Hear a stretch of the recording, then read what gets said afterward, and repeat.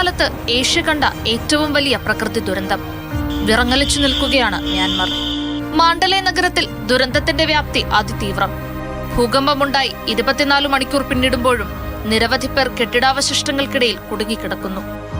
ചൈനയിൽ നിന്നുള്ള രക്ഷാസംഘവും ദൗത്യം തുടങ്ങി.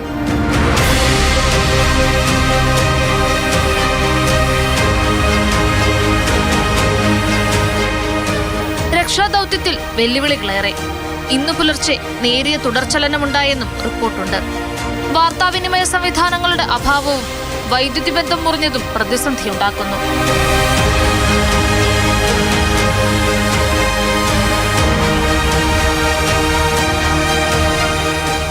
അതേസമയം തായ്ലൻഡിലെ ബാങ്കോക്കിൽ സ്ഥിതിഗതികൾ നിയന്ത്രണ വിധേയമാണ്. തകർന്നു വീണ 30 നില കെട്ടിടത്തിനിടയിൽ ഇനിയും കുറച്ചുപേർ കുടുങ്ങിക്കിടക്കുന്നതായാണ് സംശയം. നഗരത്തിൽ പലയിടത്തും ജനജീവിതം സാധാരണഗതിയിലേക്ക് എത്തി.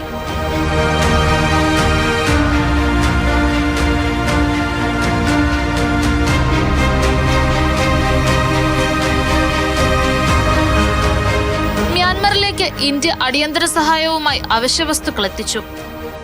ഫ്രാൻസും ചൈനയും ഉൾപ്പെടെ കൂടുതൽ സഹായം പ്രഖ്യാപിച്ചിട്ടുണ്ട്. News desk, Mathrubhumi news.